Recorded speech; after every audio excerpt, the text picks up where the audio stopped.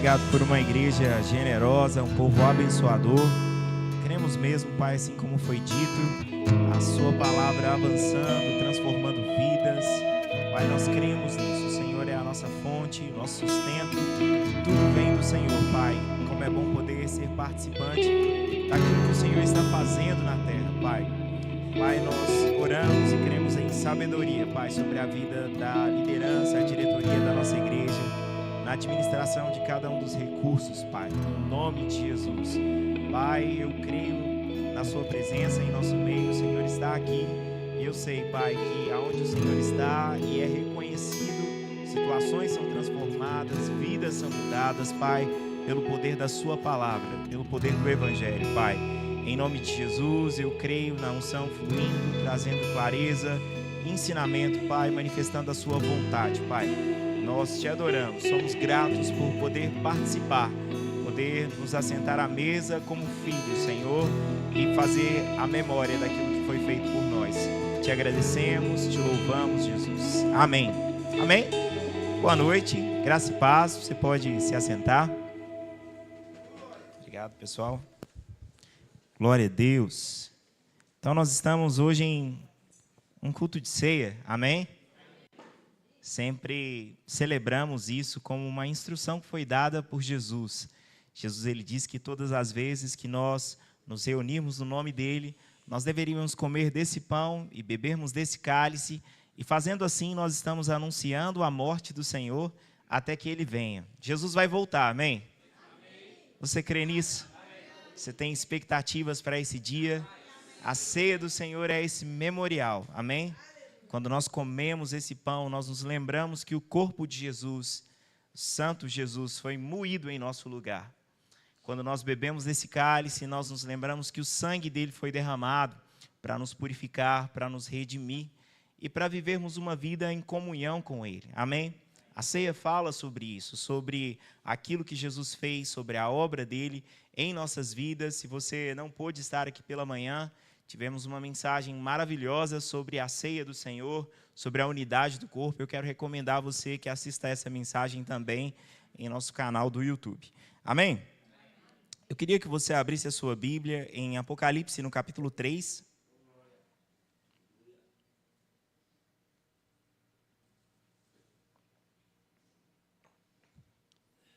Apocalipse 3. Primeiro eu queria explicar algumas coisas aqui antes de lermos. Nós vamos ler a partir do versículo 14.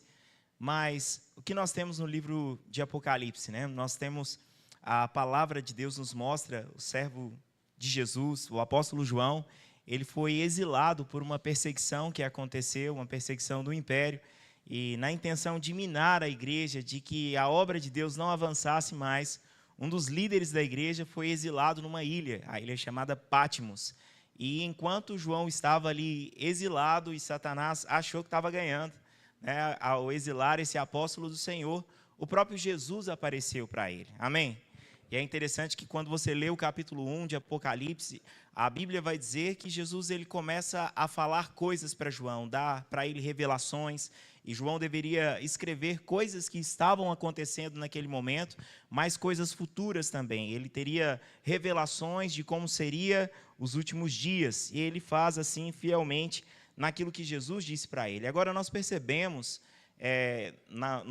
no capítulo 2 e o capítulo 3 de Apocalipse, cartas que são direcionadas à igreja, mensagens de Jesus diretamente para a sua igreja. E nós vamos ler aqui a partir do verso 14 e ver aquilo que o Senhor tem para dizer também para as nossas vidas. Está escrito assim: ao anjo da igreja em Laodiceia, escreva: eis o que diz o Amém, a testemunha fiel e verdadeira, o soberano da criação de Deus. Conheço as suas obras, que você não é frio nem quente. Gostaria que fosse frio ou quente. Assim, porque é morno, nem frio nem quente, estou prestes a vomitar você da minha boca. Você diz: sou rico, enriqueci-me, não preciso de nada. No entanto, não percebe que é infeliz, miserável, pobre, cego e nu. Dou a você este conselho: compre de mim ouro refinado no fogo, para que você se torne rico. Compre roupas brancas para que você se vista e não se manifeste a vergonha da sua nudez. Além disso, compre colírio para ungir os olhos, a fim de que possa ver. Eu repreendo e disciplino aqueles que amo. Portanto, seja diligente e arrependa-se. Eis que estou à porta e bato. Se alguém ouvir a minha voz e abrir a porta, entrarei e cearei com ele e ele comigo. Aquele que vencer, darei o direito de se assentar comigo no meu trono, como eu também venci e me assentei com o meu Pai no seu trono. Quem tem ouvidos, ouça o que o Espírito diz às igrejas. Amém. Bem, nós vemos essa mensagem chegando na igreja, uma mensagem firme, uma mensagem direta do Senhor Jesus. A partir do versículo 14, nós vamos ver algo que estava acontecendo a cada carta direcionada à igreja. Jesus mostrando que conhece a sua igreja. Jesus nos conhece. Amém? Ele sabe quem você é, Ele sabe quem você mora, onde você mora, Ele sabe como você age, Ele vê a sua vida.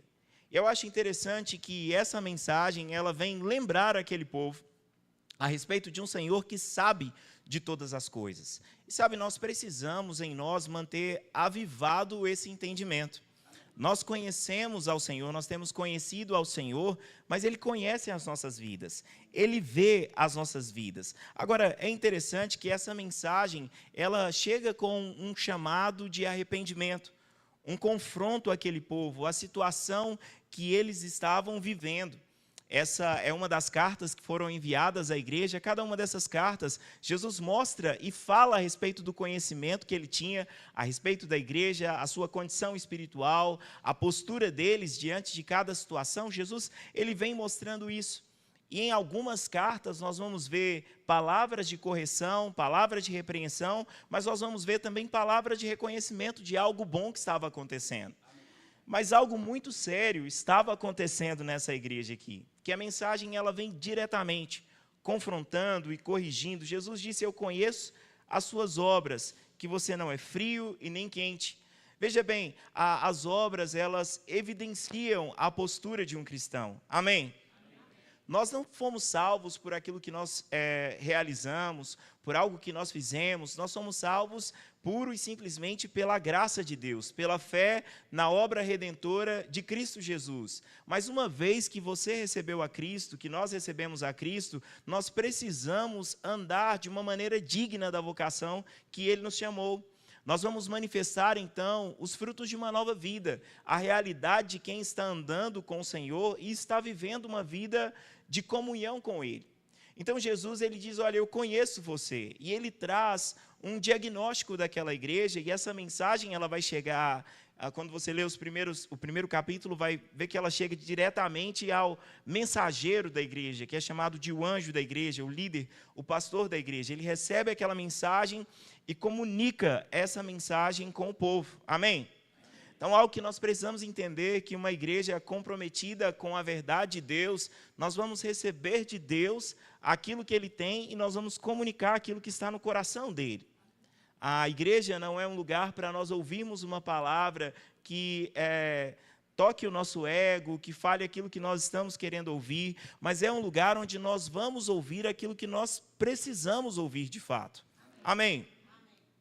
E cada palavra que nós vemos nas Escrituras, ela é bem direcionada a essas igrejas. Na verdade, quando Deus ele comunica a sua mensagem, Ele não faz isso através de indiretas. Era uma direta mesmo. O Senhor estava falando com o seu povo. O Senhor estava chamando o seu povo a um lugar de posicionamento, de comunhão, de vida com Ele. E o Senhor disse, olha, eu conheço as suas obras e eu vejo que você não é frio e nem é quente. E sabe, a gente sabe a respeito do que a Bíblia fala a respeito do estar aquecido pelo Espírito. A Bíblia diz que nós devemos ter fervor de Espírito. Amém? Mas algo que você consegue perceber é que quando você está quente, quando você está avivado no Senhor, você se torna consciente disso. Amém? Da presença de Deus, você está animado com aquilo que Ele está fazendo, você tem zelo pelas coisas de Deus, seu coração está voltado para fazer aquilo que agrada a Deus. Mas e a questão da frieza? O frio, ele sabe quando está frio. Ele consegue perceber, ele consegue perceber onde precisa mudar, onde precisa melhorar. Mas o grande problema apresentado aqui por Jesus é aquele que se encontra numa condição de morno, de mornidão espiritual. Ele acha que está bom, está morno, então ele acha que está tudo bem entre ele e Deus, que a vida dele está certa, ele gera um bloqueio para receber a palavra de Deus. Ele pensa que está bem, quando na verdade ele está distante, ele está afastado. E a palavra de Deus, ela vem como uma forma de chamar esse povo ao arrependimento. O que nós precisamos ver? Nós não estamos apresentando aqui apenas uma questão histórica, que de fato aconteceu na igreja em um determinado momento. O que nós precisamos olhar para a nossa vida e avaliar como nós estamos diante do Senhor. Existe zelo pelas coisas de Deus, existe fogo, intencionalidade, vontade de servir a Deus, disposição no coração, santificação. Nós reconhecemos que nós precisamos do Senhor da nossa vida ou nós temos nos tornado autossuficientes? Como foi cantado aqui, nós não temos nada se não for o Senhor. Amém? Tudo que nós temos vem dele. A nossa vida, ela faz sentido quando nós vivemos a vontade dele. A Bíblia diz que nós devemos amar ao Senhor de todo o nosso coração, com toda a nossa alma, com todo o nosso entendimento, com toda a nossa força, com tudo que há em nós. Sabe, o Senhor, ele nos comprou por completo e ele não vai se dar por satisfeito de falarmos apenas assim: Deus sabe meu coração. Ele sabe mesmo, ele diz: eu conheço as suas obras. A questão é, você conhece o seu coração? Você consegue ter um diagnóstico preciso de como você está diante do Senhor? E a palavra de Deus, ela vem de fato nos mostrando como um espelho qual é a nossa condição e como nós devemos estar posicionados diante dele. Agora perceba o que fazia essa igreja estar nessa condição de estar morno, e por estar morno, Jesus disse: eu estou a ponto de vomitar você da minha boca. Aqui, Jesus ele conhecia aquele lugar, aquela região, e essa cidade de Laodiceia, ela era cercada por duas grandes cidades também. Uma delas tinha uma característica de água termal, de água quente, ela era usada com alguns fins terapêuticos. E do outro lado você tinha uma cidade que tinha água fresca, mas a cidade de Laodiceia mesmo, ela não tinha essa capacidade, essa produção de água lá. Então, a água chegava para eles em alguns aquedutos, mas quando chegava para eles, ela não chegava quente, como era em um lugar, nem chegava fria, ela vinha morna aquela água. Agora, é interessante que Jesus disse: por causa dessa sua condição de estar morno, eu estou prestes a vomitar você da minha boca. Perceba que essa é uma palavra firme, e para muitas pessoas uma palavra pesada de Jesus. Sabe, muitas vezes as pessoas elas têm falado assim: mas o que Jesus faria diante dessa situação? O que Jesus falaria diante dessa situação? Nós temos aprendido aqui que muitas vezes as pessoas têm olhado somente para um lado, ou um aspecto, enxergando pela metade, mas Jesus ele não está de acordo com uma vida vazia, uma vida morna, uma vida sem intensidade, sem vida diante de Deus. Amém? Deus não está satisfeito em nos ver uma vida mais ou menos. Ele nos chamou para viver uma vida cheia, uma vida plena no Espírito, uma vida que transborda. Agora, o diagnóstico específico dessa igreja era a condição de achar que eles não precisavam de Deus, que eles estavam numa condição onde eles resolviam a vida deles sozinhos. E esse é a condição e o quadro daquilo que é o pecado da humanidade, né? É achar que você não precisa de Deus na sua vida. É achar que a sua ideia e o seu pensamento é melhor do que Deus. É você se colocar no centro e tirar o Senhor. Mas não pode ser assim. O Senhor precisa ter o trono em nosso coração. Precisa ser o centro da nossa vida. Quando Adão pecou, foi exatamente isso que ele fez. Olha, você disse algo, mas eu estou ouvindo outra coisa e eu vou fazer do jeito que eu quero. E todas as vezes que nós decidimos fazer da nossa vida do jeito que nós queremos, nós estamos tendo essa mesma postura do primeiro Adão, que rejeitou a vontade de Deus para buscar algo que agradava aos seus olhos, que agradava à sua carne e que dava a ele algo de soberba da vida. Sabe, agradar ao Senhor é o nosso lugar de satisfação, é o nosso lugar de prazer, mas é também um lugar de segurança para as nossas vidas. O verso 17 diz assim: você diz, sou rico, enriqueci-me, não preciso de nada. No entanto, não percebe que você é infeliz, miserável, pobre, cego e nu. Que palavra dura, que palavra firme, principalmente porque na concepção deles, eles estavam bem. Eles estavam em uma boa condição, eles estavam desfrutando de algo que parecia ser bom. E deixa eu te dizer algo, Deus não tem problema com riqueza. Amém? Ele é o dono do ouro, da prata, Ele criou os céus e a terra. Todo o recurso que existe na terra foi criado por Deus. Amém? A Bíblia diz em 2 Coríntios 8, no verso 9, porque nós bem sabemos a graça do nosso Senhor Jesus Cristo. Ele sendo rico, Ele se fez pobre para que por meio da pobreza dele nós nos tornássemos ricos. Amém? Deus não tem problema com recursos, mas há um problema grave quando dinheiro, coisas dessa vida, trabalho, as preocupações com os cuidados dessa vida, como diz Jesus, quando isso toma o nosso coração, isso se torna um problema. Quando os recursos se tornam Deus no seu coração, você está se afastando da fonte, que é o Senhor. Tudo que nós temos vem dele. Amém? Amém. Você deve se lembrar do jovem rico, que Jesus diz a ele, olha, vende tudo que você tem, dê aos pobres. Jesus não estava nem pedindo para ele. Ele diz, pega o que você tem, dê aos pobres e me segue. E aquele jovem, ele foi embora triste. E é interessante que um dos evangelhos registra que Jesus olha para ele com um olhar de amor. Jesus não olhou para ele como alguém que ia acabar com a vida dele. Jesus não olhou para ele como alguém que estava com inveja da vida daquele jovem rico, contra o sucesso dele. Mas Jesus disse, olha, é muito difícil de um rico se salvar. Os discípulos então perguntaram, quem é que pode ser salvo nessa condição então? Porque eles acreditavam que ter uma riqueza era um sinônimo de que essa pessoa estava bem espiritualmente. Por quê? Quando nós olhamos para as escrituras, os patriarcas do povo hebreu, todos eles tinham boa condição, amém? Foi Deus quem abençoou Abraão, foi Deus quem enriqueceu Isaac, Jacó, José, Davi, Deus não tem problema com recursos. Então Jesus disse, olha, é difícil se salvar. Não é porque não tem como ser salvo por causa do recurso, é quando o recurso domina a pessoa. Jesus não fez algo dizendo, olha, faça isso para você viver passando necessidade. Jesus disse, faça isso e vem me seguir. Não existe riqueza maior do que segui-lo de perto. Mas o coração dele estava colocado no lugar errado, e isso impediu ele de seguir ao Senhor.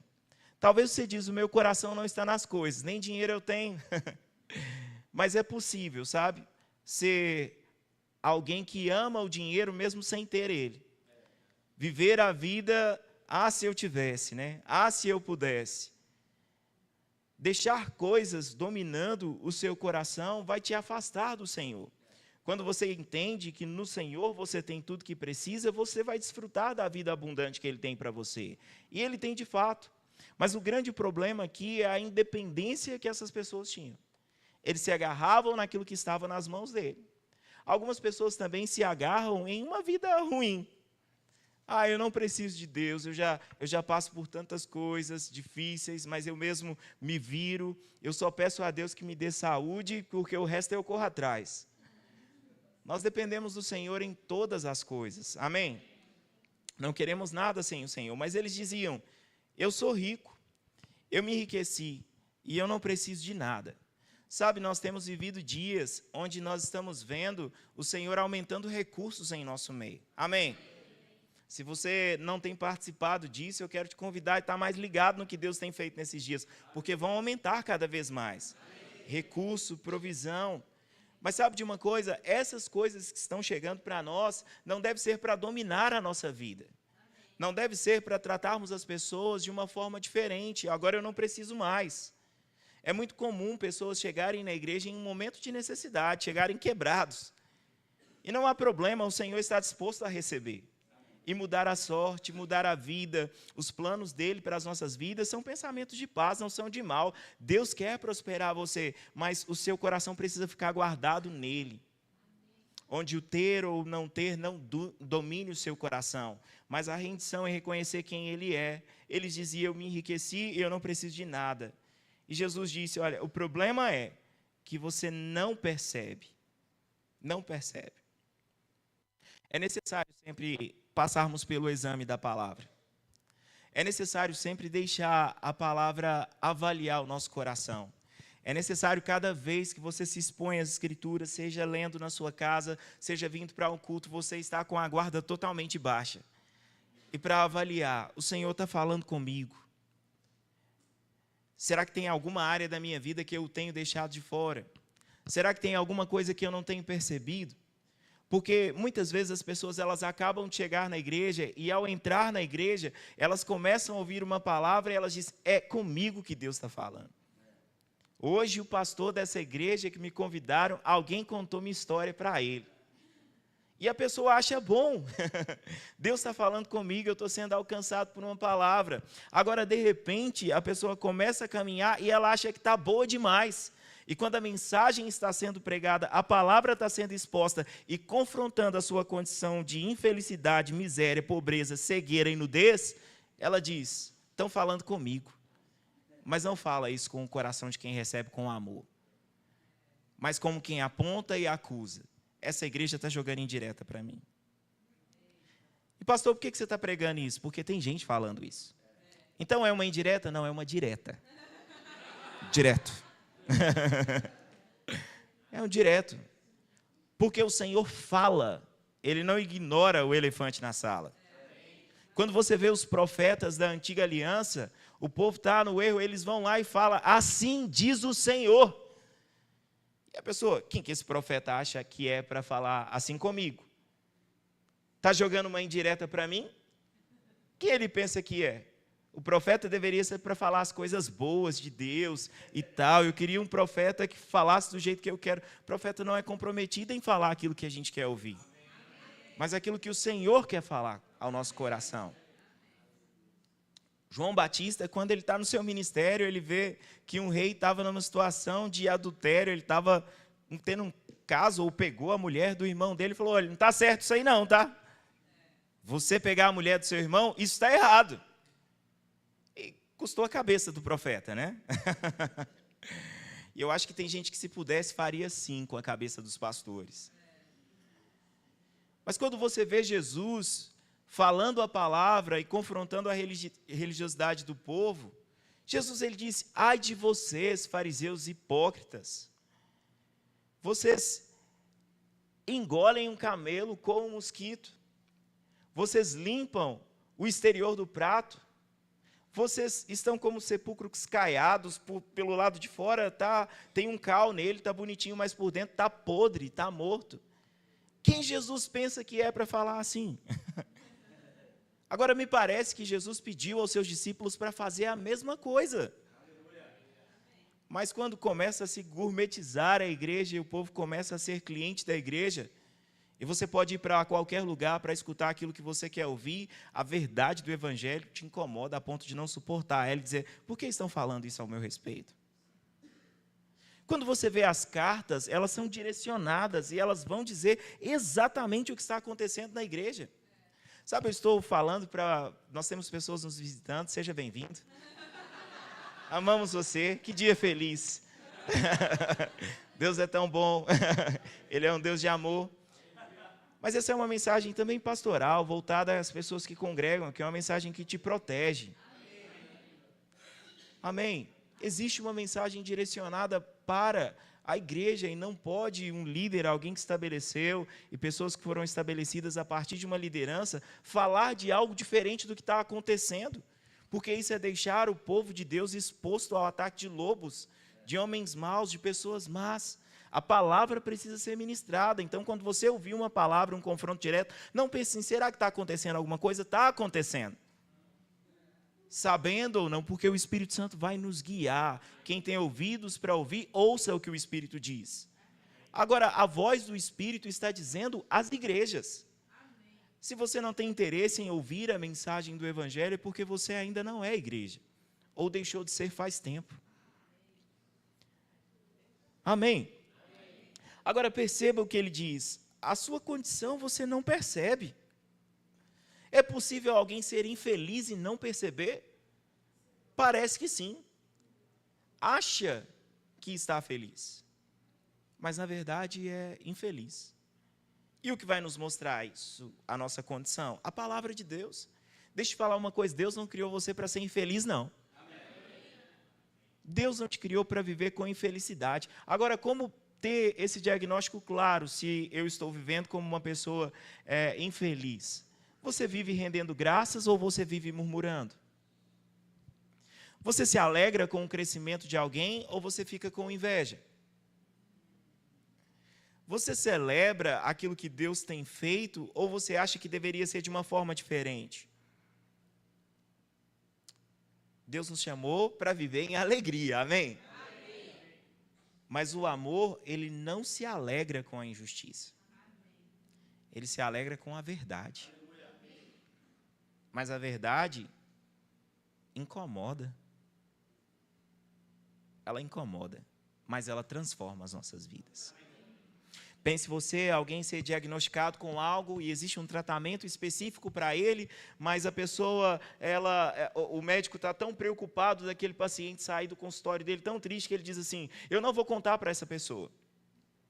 Vamos colocar uma condição de alguém que descobre que está diabético. E aí os exames está constatando a situação daquela pessoa. O médico olha para aquilo, nossa, dar essa notícia vai ser uma coisa terrível para a pessoa. Sabe de uma coisa? Eu vou mandar ele para casa e falar assim, viva do jeito que você quiser. Eu te amo demais para te deixar triste. Isso é amor?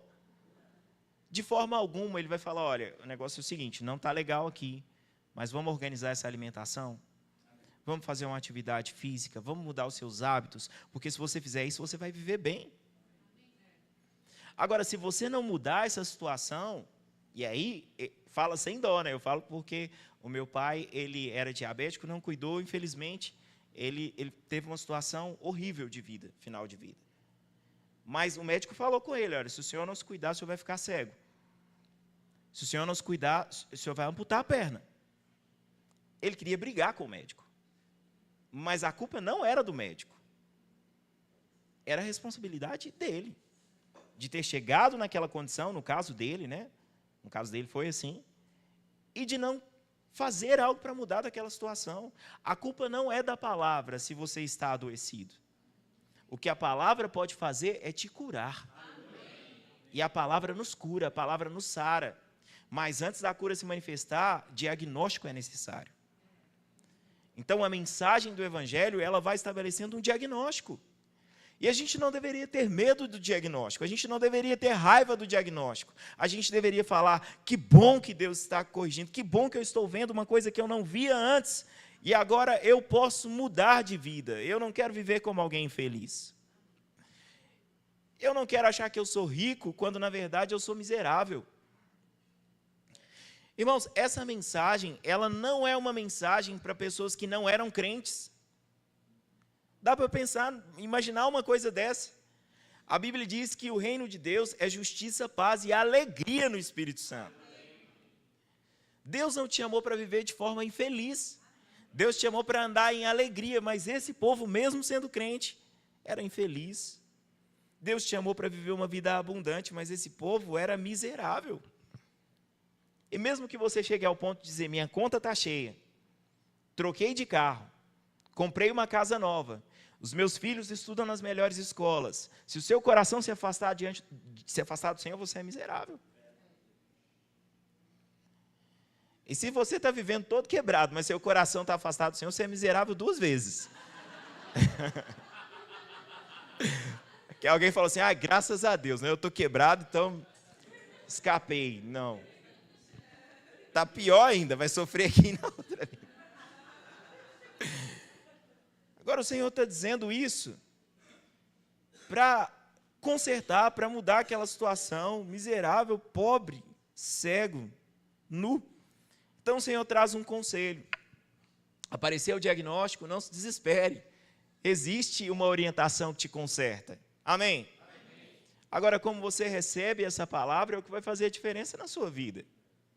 Sabe, irmãos, eu estava falando aqui sobre a igreja, publicamente, né, no púlpito, nós expomos situações que atacam a igreja, que precisam ser corrigidas. Eu já passei por isso também. Eu não estou falando antes de me tornar ou de entrar no ministério, já estando no ministério. E quando o meu pecado foi combatido, eu falei, glória a Deus, porque o pecado tem que ser combatido. Eu não amo o pecado, eu não amo a iniquidade, eu amo o Senhor, eu não sou um pecador, eu sou um justo. Mas essa não é só a mensagem que eu ensino, essa precisa ser a mensagem que eu vivo. E o justo vive pela fé. Eu não vou viver com uma vida limpando só o exterior, eu quero estar totalmente limpo diante do Senhor. Porque Ele vê além das roupinhas de domingo. Ele me conhece no dia a dia. Então, quando você vê algo que está matando você ser combatido, deixe ser tratado, não reaja como aquele tipo de doença autoimune. O Senhor está eliminando o mal, limpando as nossas vidas. Outro dia eu vi uma pessoa falando assim, basta pessoas rebeldes se afastarem da igreja que vem alguém dizer que Deus está limpando. Não é que está dizendo, é a Bíblia que diz. João capítulo 15, caso você não saiba, eu sou a videira verdadeira e meu pai é o viticultor. Todo ramo que está em mim dá fruto, ele vai podar para que dê mais fruto ainda. Aquele que não dá fruto, ele vai cortar e vai lançar fora. E vai queimar no fogo. Irmãos, para com onda que ataca a igreja do Senhor. A igreja do Senhor existe há mais de 2000 anos e nada vai parar ela. Veja o fruto. Veja o fruto. Há um conselho de um fariseu chamado Gamaliel. Quando a igreja está passando por um processo terrível de perseguição e eles querem matar os apóstolos, Gamaliel diz assim, olha, espera um tempo. Há pouco tempo atrás, levantou alguns aventureiros aí, né? Ele não usou essa palavra, mas foi isso, pessoas promovendo algum tipo de rebelião, de revolta, e não deu em nada, morreu e não deu em nada. Irmãos, avalia o fruto, amém? Se você chegou aqui algum dia e recebeu uma palavra que tocou a sua vida, se você foi acolhido, amado, cuidado, o Evangelho chegou para você, a palavra começou a te transformar, mas agora você está sendo confrontado com uma situação que você gostaria que não fosse dessa forma, continue avaliando o fruto. Tem coisa que vai precisar de tempo mesmo, mas o tempo vai revelar. E nós temos vivido e temos frutificado no Senhor. O verso 18 diz assim, dou a você este conselho, compre de mim ouro refinado no fogo, para que você se torne rico. Espera aí, o Senhor não queria que eu fosse rico, agora Ele quer? Ele quer que você seja rico com a pureza dEle, amém? Puro diante do Senhor. Ouro refinado, para que você se torne rico, seja purificado pelo Senhor. Para que você se torne rico, compre roupas brancas, para que você se vista e não se manifeste a vergonha da sua nudez. Essa linguagem de vestes nas Escrituras, ela fala a respeito de santificação. Quando o homem pecou, ele percebeu que ele estava nu, e ele tentou resolver o problema por conta própria. Eu vou fazer folhas de figueira e eu vou me cobrir. Gênesis 3:7 fala sobre isso, folhas de figueira para se cobrir. Mas em Gênesis 3:21, o Senhor pega peles de animais e o Senhor cobre o homem. Amém? É na justiça de Deus que nós somos protegidos. O profeta Isaías ele vai dizer que a justiça própria diante dos olhos de Deus é como um trapo de imundícia. Não serve para nada. Mas a justiça de Deus é o que nos cobre, é o que muda as nossas vidas. Ele diz, compra ouro para você se purificar de mim. Compre roupas brancas, para que se vista e não se manifeste a vergonha da sua nudez. Além disso, compre colírio para ungir os olhos, a fim de que possa ver. Ou seja, para que você consiga enxergar.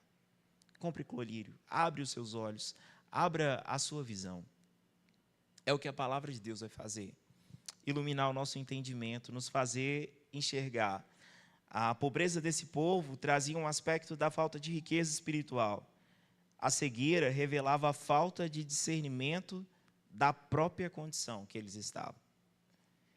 Deus quer que você enxergue, amém? Amém. E como é que eu vou enxergar? A palavra dele abre os nossos olhos.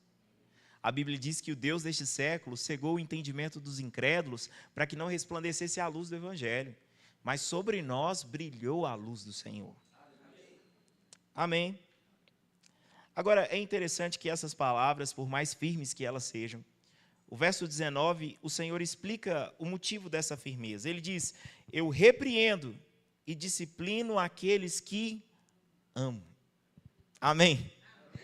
Você é amado pelo Senhor. Sabe, se você se considera alguém que está acima da repreensão ou correção, você não é amado. Mas o Senhor te ama, é por isso que você está aqui hoje.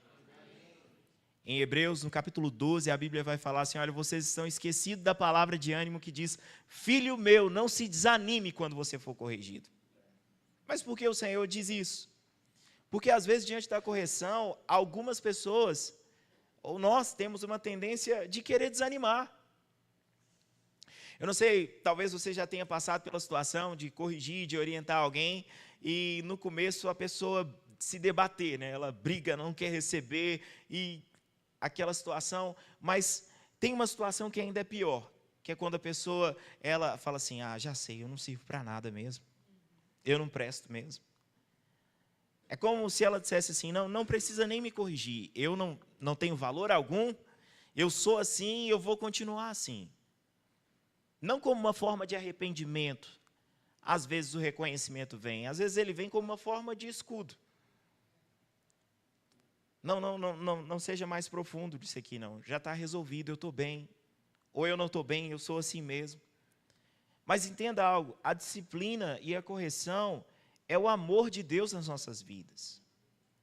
Então, existem promessas de bênçãos na palavra de Deus para nós, e isso faz parte do Evangelho. Do que é o Evangelho? O Evangelho, na verdade, é uma boa notícia. E nós podemos falar, e falamos aqui dessas boas notícias de salvação. Jesus é aquele que cura, Jesus é aquele que nos dá uma vida abundante, Jesus é aquele que nos purifica de todo pecado, que nos livra da ansiedade, que traz paz ao nosso coração. O Senhor é o nosso pastor, nós não temos falta de nada, Ele é aquele que nos protege. Tudo isso faz parte da vida cristã. Mas sabe, sem disciplina e correção não existe amor. Um pai que vê o seu filho fazendo coisas erradas, uma após outra, mas diz, eu amo tanto esse bebê, de 25 anos. Por isso que eu nunca chamei a atenção dele, porque eu não quero deixar ele triste, eu não quero que ele chore. Eu amo demais para corrigir. Não pode, né? E ainda entram umas leis malucas falando que pai não pode corrigir filho. Não é assim, irmãos. A correção, sendo feita da maneira correta, ela é uma bênção, amém? Ela nos ajuda, ela abre os nossos olhos, e a gente precisa começar a valorizar isso como palavra de Deus. A gente precisa valorizar o pastoreio que nos corrige, o pai que nos corrige com sabedoria no Senhor. A gente precisa valorizar o irmão que nos corrige, que nos orienta. A gente precisa valorizar o nosso líder. A gente precisa valorizar o familiar que corrige. Às vezes eu vejo nas famílias, quando existe essa ajuda, nesse auxílio, a pessoa levando para a briga, para o lado pessoal, de repente o marido traz uma correção para a esposa, acha ruim. Ou a esposa, quando mostra uma coisa que está errada no marido, ele se sente inferior. Quem você pensa que é para falar que eu estou errado? Mas se está errado, está errado. E o que você precisa? O que eu preciso? Mudar. Mudar, salvar a sua vida. Salvar a sua geração, salvar os seus filhos. Salvar o seu trabalho. Amém? A gente tem vivido pessoas instáveis. Eu sei que as gerações, elas mudam mesmo, né? E não é que tem que ser assim. Antigamente as pessoas entravam em um trabalho e ela passava a vida inteira naquele lugar. Não significa que tem que ser assim, não é sobre isso. Mas, por outro lado, a gente vê pessoas que não param em lugar nenhum. Começa o trabalho, Deus abre a porta para mim. Aí abriu a porta, Deus abriu a porta. Aí passou 2 meses, é demais, né, 2 meses, né? Mas chegou nisso e falou assim, não era de Deus, não. Não era de Deus, não. Achei que era Deus, cheguei lá dentro, encontrei o diabo. Sabe, às vezes você pode ter tomado uma decisão errada, ter entrado num lugar, você não tem compromisso com o erro, não, mas o que eu estou dizendo é que é o seguinte, muda-se muito rápido e usa-se o nome de Deus para qualquer coisa. Deus falou comigo, me deu uma direção, e aí a direção vai e volta. Chega uma hora que nem você vai mais confiar quando for uma direção do Espírito. A gente precisa ser constante. Há uma necessidade de perseverança, sabe? De começar, de permanecer. A vida não é assim. Sabe, de manhã, dentro da mensagem, né, não era nem o tema proposto, mas o pastor falou alguma coisa voltada na questão do divórcio, né? E existem casos de abusos, de agressão, de traições, casos. É uma mensagem para outro dia, que leva a pessoa a não continuar mais naquele relacionamento e está tudo bem. Mas sabe, o casamento não é qualquer coisa para ser dissolvido por causa de qualquer coisa, não. Mas tem um negócio que eu não estou gostando. Ajusta, arruma, conversa. Se não está dentro desses quadros abusivos, e se você estiver vivendo essa situação abusiva, ou resolve ou sai dessa situação, porque Deus não te chamou para viver debaixo de escravidão, mas aquilo que dá para resolver, resolva. Não se acaba as coisas assim de qualquer maneira, não. Repreensão e disciplina revela amor de Deus. E o Senhor diz, portanto, seja diligente e arrependa-se. Não é só o arrependimento, é diligência no arrependimento. Sabe, não é só olhar assim, tá certo, talvez eu tenha que mudar. Não, passa a ter raiva do pecado. Passa a ter nojo de quem você era antes de Jesus, porque o que Jesus fala, o que eu quero é vomitar. Eu nem vou pedir para você, eu não vou falar para você imaginar alguém vomitando, tá? Não vou pedir. Não imagine a sujeira, não imagine o mau cheiro. Tá? Mas a gente vomita aquilo que está fazendo mal ao corpo. A gente vomita aquilo que está fazendo mal para o corpo. Quando alguém está nessa condição e está ali adoecendo o corpo, Jesus disse, eu preciso colocar para fora. Não dá para ficar do jeito que está. E eu não quero ser vomitado. Amém? Então eu preciso ser diligente no arrependimento. Sem justificativas, sem invenções. Foi porque minha mãe me criou assim. Dia das Mães, o pastor Paulo trouxe uma mensagem maravilhosa, dizendo, a culpa não é da sua mãe. Você tem responsabilidade na sua vida. Não estou dizendo que a sua criação, pais, o seu pai, a sua mãe, não possa ter influenciado você de uma forma ruim, essas coisas acontecem. Mas sabe de uma coisa, se você está em Cristo, você é uma nova criação. Você não pode continuar mais refém do seu passado, do que fizeram a você. Eu quero abandonar tudo porque papai abandonou. Mas Deus disse, eu não vou abandonar você. Eu sou aquela pessoa que trai porque me traíram. Não. Você é uma nova criação. Nós temos uma nova vida no Senhor. Eu tenho dificuldade de confiar nas pessoas porque alguém traiu a minha confiança. Irmãos, Jesus estava com Judas. Hoje nós vamos fazer a ceia. Judas roubava a bolsa. Judas traiu Jesus. Jesus soube que Judas trairia ele e partiu o pão e deu para o Judas. Sabe, não existe vida cristã sem relacionamento. Eu vou fechar o meu coração porque eu fui ferido. Irmão, olha para a palavra, deixa a palavra sarar a sua vida. Seja diligente no arrependimento. Jesus disse, eu estou à porta e bato. Se alguém ouvir a minha voz e abrir a porta, entrarei, cearei com ele e ele comigo. Já usei esse versículo em evangelismo. Mas essa é uma mensagem para a igreja. Agora, pensa uma igreja que teve a audácia de deixar Jesus do lado de fora. Deixar Jesus do lado de fora. Jesus está dizendo, eu estou batendo na porta, tá? Esse bater na porta não é alguém que bateu uma vez. A ideia aqui original é alguém que está batendo na porta. O Senhor está falando. Eu estou batendo na porta. Se você ouvir a voz, tem alguém aí? A mensagem de arrependimento, de repreensão, de correção, é Jesus batendo na porta e falando, está ouvindo minha voz? Está ouvindo minha voz?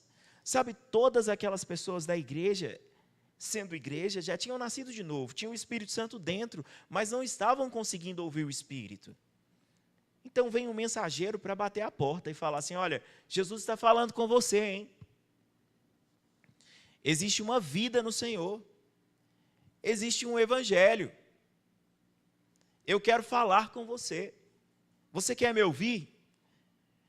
Às vezes a gente vê, eu tenho orado, eu falo, quero que Deus fale comigo, mas Ele não fala. Mas não é isso que a palavra de Deus diz. Deus está falando. Deus, Ele fala. Não é normal para o cristão ficar sem ouvir a voz de Deus. Ele está dizendo, eu estou na porta, batendo. Se você ouvir a minha voz e abrir a porta, eu vou entrar. E eu vou fazer uma ceia com você. E você vai cear comigo. E Jesus finaliza isso com uma promessa, dizendo, aquele que vencer, darei o direito de se assentar comigo no meu trono. Irmão, só pode se assentar no trono com Jesus quem se assentou na mesa com Ele.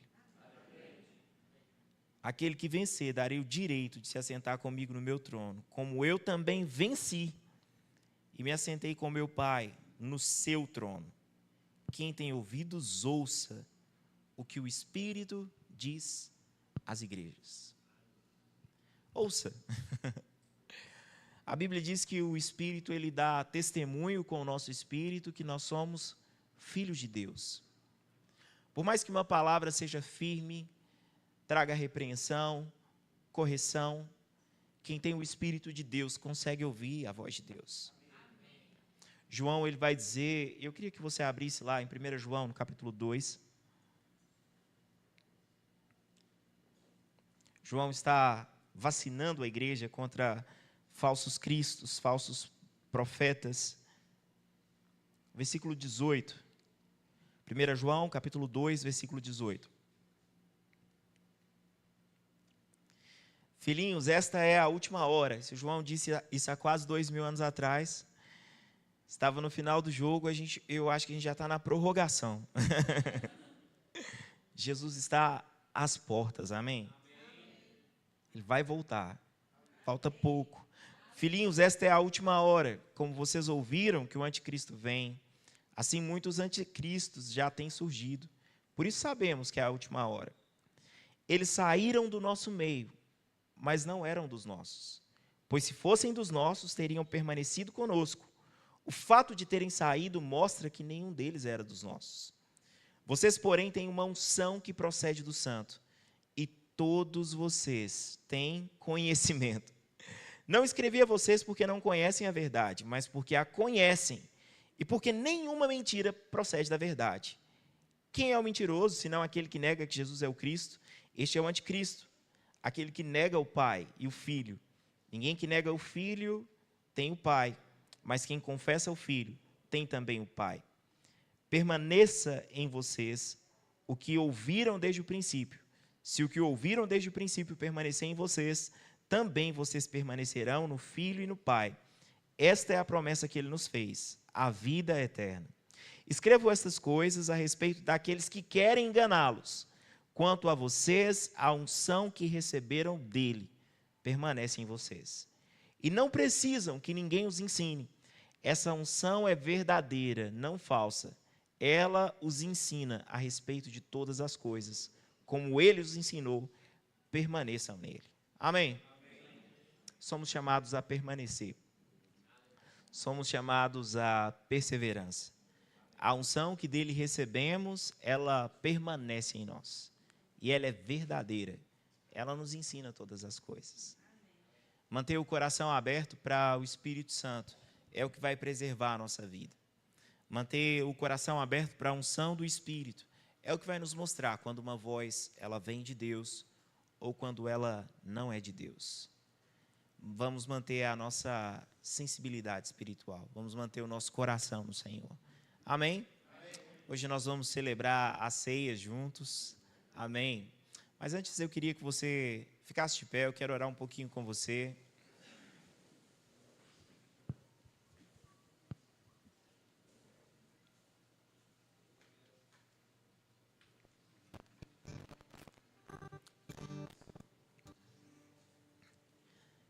Eu queria mesmo fazer algo junto com você. Olhar para a palavra com essa honra de entender, Deus está falando comigo. Amém. Jesus disse a João, envia essa carta ao mensageiro da igreja, o mensageiro da igreja vai comunicar ao povo. E sabe, eu queria que você entendesse a honra que é ter uma carta de Jesus chegando para você. Eu não sei se a igreja estava totalmente dessa forma, eu creio que não. Certamente tinha alguns com o coração no Senhor, não sei se minoria ou maioria, mas eu queria que você examinasse o seu coração, amém? Assim como eu vou fazer com o meu. Não ficasse pensando, olha, Deus está querendo falar com alguém que nem veio. Não, é com você, amém? É comigo. Nós vamos manter o nosso coração no Senhor. Nós não vamos ser aqueles que dizem assim, olha, eu tenho tudo e eu não preciso de nada. Sabe que existe um não preciso de nada que se expressa como alguém que já reconhece que tem tudo do Senhor. Mas essa não era a condição desse povo. Eles diziam: eu não preciso de nada, porque eles se achavam autossuficientes. Mas nós não somos assim. Nós vamos reconhecer o Senhor em todos os nossos caminhos, e Ele vai endireitar as nossas veredas. Você tem deixado o Senhor afetar a sua vida de oração, de conhecimento da palavra?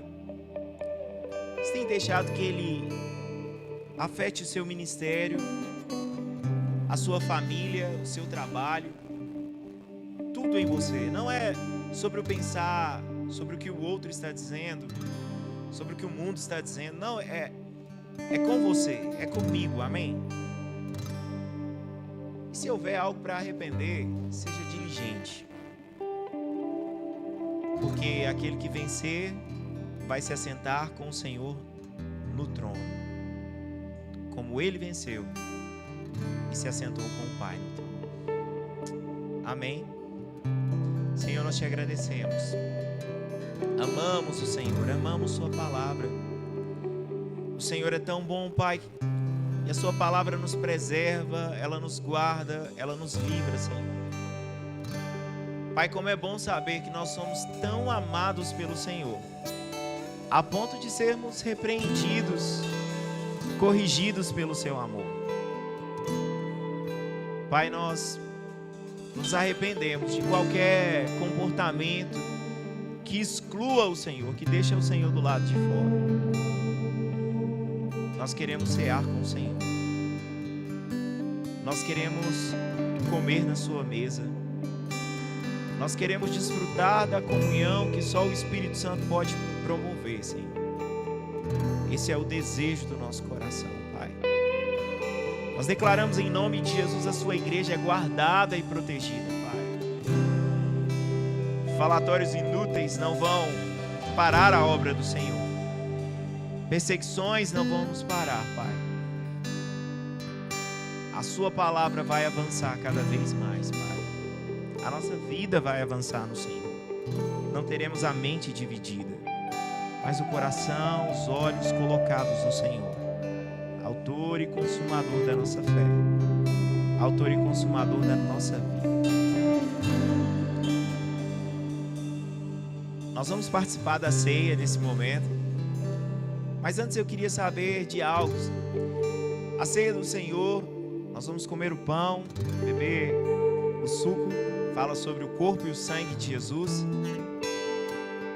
Ela está disponível para os filhos de Deus, aqueles que reconhecem Jesus como Senhor de sua vida. Ah, mas eu frequento ou congrego outra denominação. Não tem problema, se você é filho de Deus, a mesa também é para você. Ah, mas eu ainda não passei pelo batismo nas águas. A Bíblia não diz que tem que ser batizado nas águas para participar da ceia. A Bíblia não diz. Ela fala sobre o batismo nas águas e ela fala sobre a ceia, mas ela não diz que é necessário ter passado pelas águas. É necessário ter recebido a Cristo. Então, quem pode participar da ceia hoje? Todos estão convidados. Mas essa ceia, ela só faz sentido. O corpo e o sangue de Jesus só faz sentido aquele que entregou a sua vida para Jesus. Talvez você possa dizer: ah, eu não preciso. Não seja essa pessoa. Nós precisamos do Senhor. Se você ainda não fez essa decisão da sua vida de se entregar a Jesus como Senhor, hoje é o dia. Ou se você se afastou do Senhor, começou a cuidar dos seus próprios negócios, sua própria vida, se decepcionou, alguma situação que te afastou, hoje é o dia de voltar. Se você deseja hoje entregar a sua vida ao Senhor, eu queria que você fizesse sinal com uma de suas mãos, e eu quero orar por você. Amém? Alguém que ainda não fez essa decisão, mas hoje gostaria de se entregar, de receber Jesus totalmente como Senhor, dizer: minha vida é sua. Então Eu entendo que todos já fizeram essa decisão, todos salvos. Nós vamos participar desse momento. Enquanto o Ministério de Música canta um louvor, a nossa equipe de diaconato vai distribuir os elementos da ceia.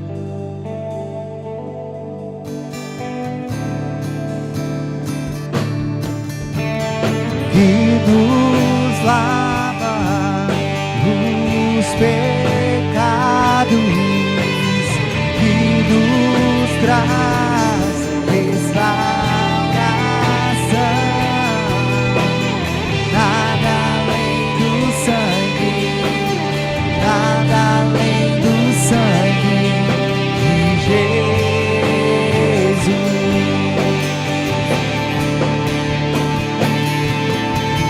Que nos faz brancos como a neve, aceitos como amigos de Deus. Nada além do sangue, nada além do sangue de Jesus.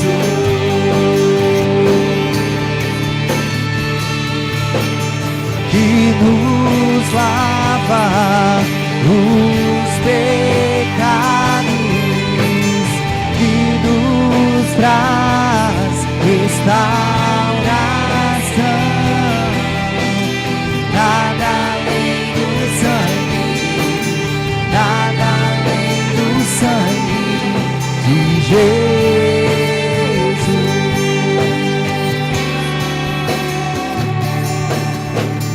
Que nos faz brancos como a neve, aceitos como amigos de Deus. Nada além do sangue, nada além do sangue de Jesus. Porque Ele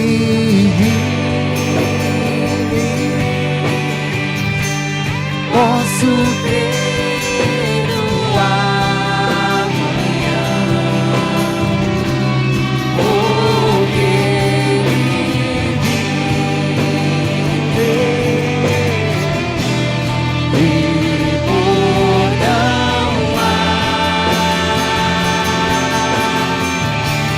Mas eu bem sei, eu sei que a minha vida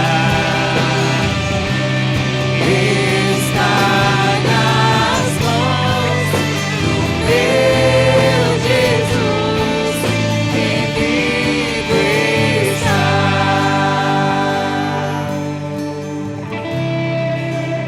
Em 1 Coríntios, no capítulo 11, no versículo 23, está escrito assim: porque eu recebi do Senhor o que também transmiti a vocês, que o Senhor Jesus, na noite em que foi traído, pegou o pão, tendo dado graças, partiu e disse: isto é o meu corpo, dado em favor de vocês. Façam isso em memória de mim. Da mesma forma, depois de ter comido o pão, ele pegou o cálice e disse: este cálice é a nova aliança no meu sangue. Façam isso sempre que o beberem em memória de mim. Porque sempre que comerem deste pão e beberem deste cálice, vocês anunciam a morte do Senhor até que Ele venha. Amém? É com essa consciência que nós vamos participar da ceia. A ceia não é um memorial das falhas, dos erros, do pecado. A ceia é um memorial do que Jesus fez. Ele pagou um preço em nosso lugar. O corpo dele foi ferido em nosso lugar. Mas através daquilo que Jesus fez, nós fomos sarados. Amém? O sangue de Jesus foi derramado em nosso lugar. E por causa disso, nós recebemos a purificação dos pecados. Vamos fazer esse momento juntos. Vamos comer do pão.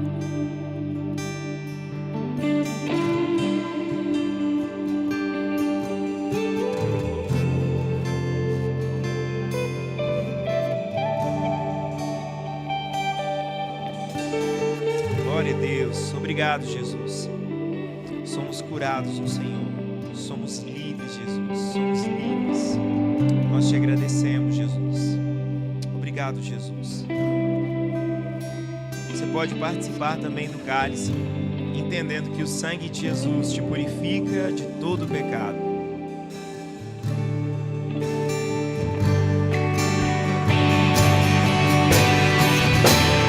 Porque Ele vive, posso ter